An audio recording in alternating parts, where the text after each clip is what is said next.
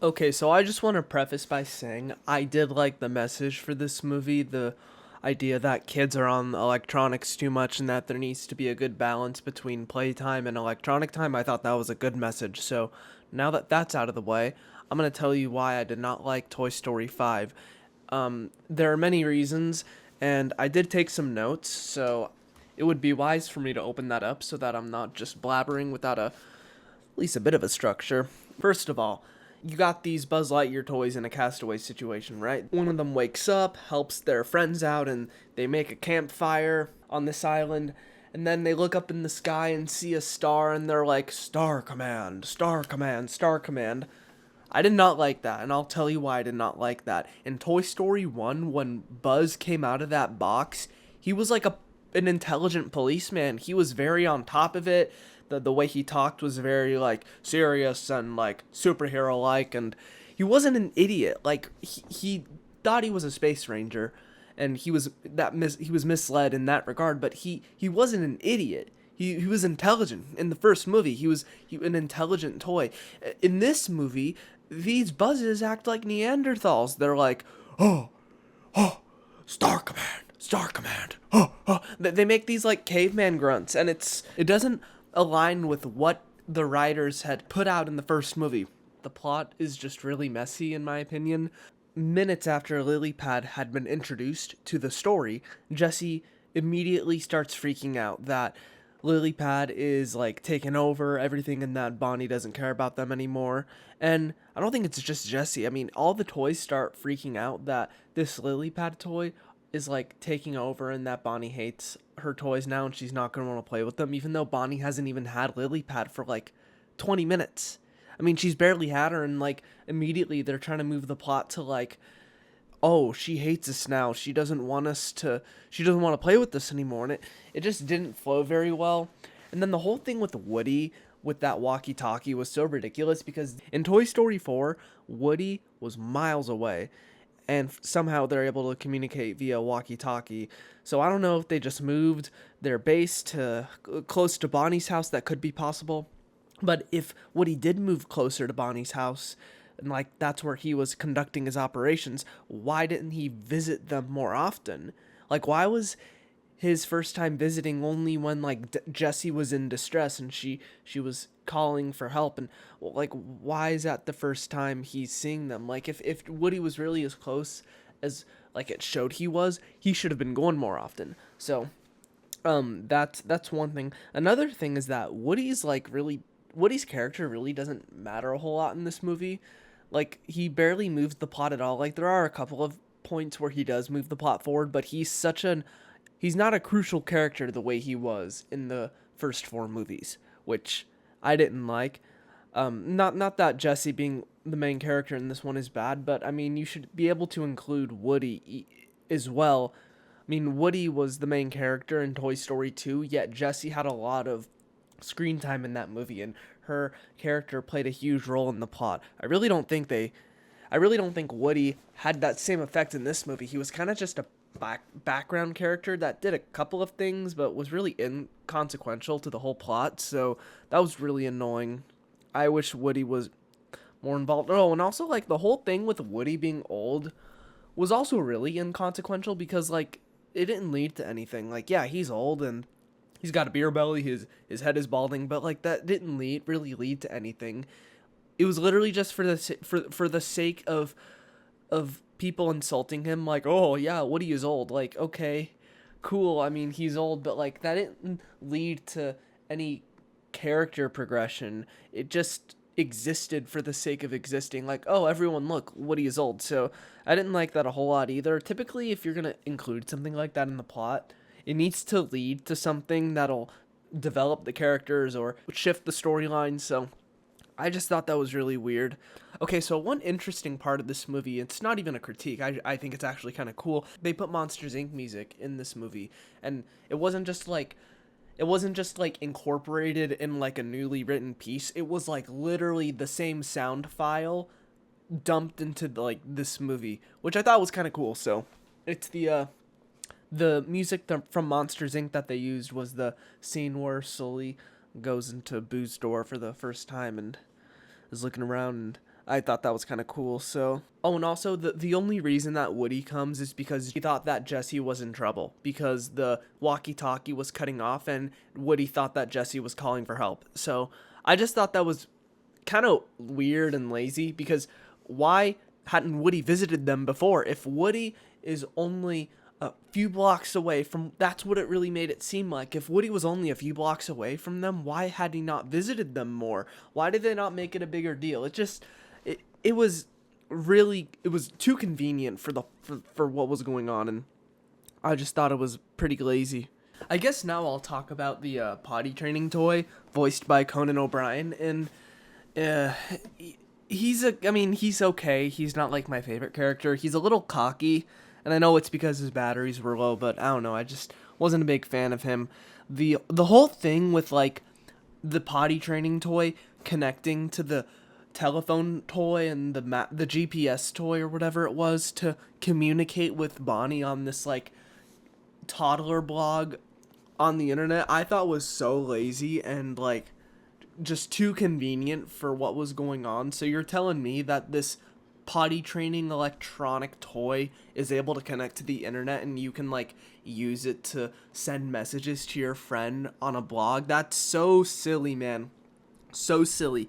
Completely ridiculous. I saw a computer in their house in this movie. Like there was a computer in like I think it was the dad's office. Why couldn't they have just waited until he got off the computer? They could have gone on the computer and they could have pulled up the blog that Bonnie was on so that they could report that, she was lost. But no, they had to use the potty training toy. It was so ridiculous, so convenient. One thing I did like about this movie is that I think Lily Pad was a pretty decent character up until like the third act of the movie, and then she just becomes like this suicidal character by the end of the movie that jumps in a donation box because Bonnie's feelings were hurt. That's not the way Lily Pad was for like the first two acts of the movie. So they introduce her as this super tough, like, oh, I'm gonna get rid of you toys, I'm gonna fix Bonnie. She just needs to like use me to open up and make friends. 20 minutes later, she turns into this like, oh, I'm a failure and I messed up. Bonnie needs you guys and I'm just gonna jump in this donation box and never be seen by her again. That doesn't align with her character, her already established character. So I don't know why. I know why they did it. They did it to keep the plot moving, but it was just so lazily done that I just had to mention it. Oh, and also, why are Bonnie's parents just like driving her to like this random house that they've never been to, so that because they saw a picture of like Jesse and Bullseye on this forum? Could have been anyone's Jesse. It might have been another Jesse, another Bullseye. But Bonnie's parents look at this picture on the internet and they're like, "Oh, it looks like Bonnie's toy got lost." Like is that not creepy? Like did that not raise any red flags? Like, oh shoot, maybe it's this predator trying to lure this little girl over so that he can do bad things to her. It just didn't make sense to me. Are her parents genuinely just stupid? Have they never been on the internet? That's my assumption. I really don't think her parents have been on the internet because that's just a recipe to like get kidnapped and stuff. But I don't know. If it moves the plot forward, then I guess it anything slides. But also the whole thing with Emily's daughter being named Jessie was, it was kind of, it was cute, but I don't know, man. It just didn't seem necessary in my opinion. Like, also, why did Emily name her daughter after Jessie if she abandoned her when she was like 12 years old? They established in Toy Story 2 that Emily ceased to care about Jessie. So years later, after, she gets married and has a kid, why does she decide to name her daughter after a toy that she doesn't care about anymore? Now, this is where my blood really boiled watching the movie. It was so inconsistent with the first movie that it actually shocked me. So the army of Buzzes, they make it to Emily's house. They're looking for Jessie because she has a star on her chest that says and they, because she has a star on her chest and they think she's Star Command. So anyways, the Buzz Army makes it to Emily's house and they're in the barn and they they kidnap. I don't even remember. I think they kidnap Woody, and they kidnap Woody, right? And Buzz is like the Buzz Lightyear, the one that we're familiar with. He goes up to the Buzz Army and he's like, "You guys are toys, and our mission is to help is to save Jessie and bring her home to Bonnie's house," right? And they just believe him. These Buzz Lightyear Neanderthals just believe him after less than 1 minute of dialogue. They just decide, "Oh yeah, we're toys and we're gonna go ahead and just do what he says." In the first movie, it took half the entire movie to convince Buzz Lightyear that he was a toy, and in the second movie, the Buzz Lightyear clone at Alice Toy Barn couldn't even be convinced by Buzz Lightyear that he was a toy. So they're established in the first two movies that it's very hard to convince a Buzz Lightyear that he's a toy. Yet in this movie, Buzz convinces this entire army in less than a minute that they're all toys, and then they just go on with it. They agree. They're like, "Oh yes, we're toys." It's like, admittedly, they're not the same Buzz Lightyears, but they should have the same personality, and it completely went against the first movie. It was just so silly. It's so silly, man. I just don't like it. Okay, so I guess my final big complaint is they're on the freeway on the back of this donation truck. So the potty training toys, the Jessie, Bullseye, Woody, Buzz, and the Buzz Army, they're all on the back of this donation truck on the freeway, right? And somehow no one sees them. They're just invisible to the other drivers, I guess.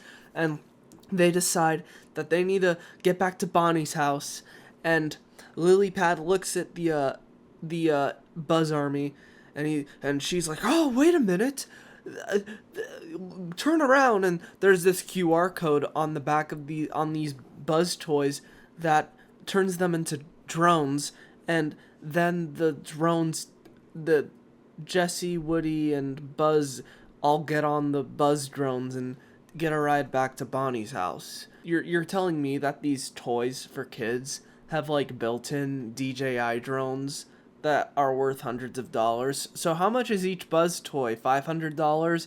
Because I don't know about you, man, but I'm a videographer, if you didn't know, and I own drones and stuff. Drones aren't cheap at all. They're very expensive.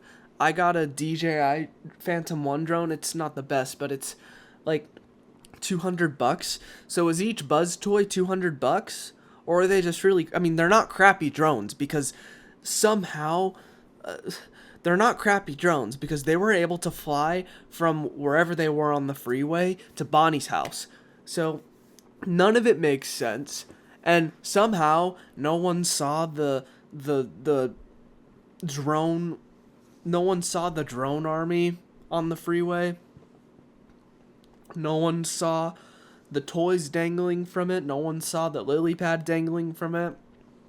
They're just invisible as usual. The plot was so convoluted and messy that they needed a way to wrap, they were desperate to just wrap it up and end the movie, but they couldn't really think of anything solid, so they just decided last minute, "Oh, let's attach drones to them and use the lily pad to activate it, because that makes so much sense."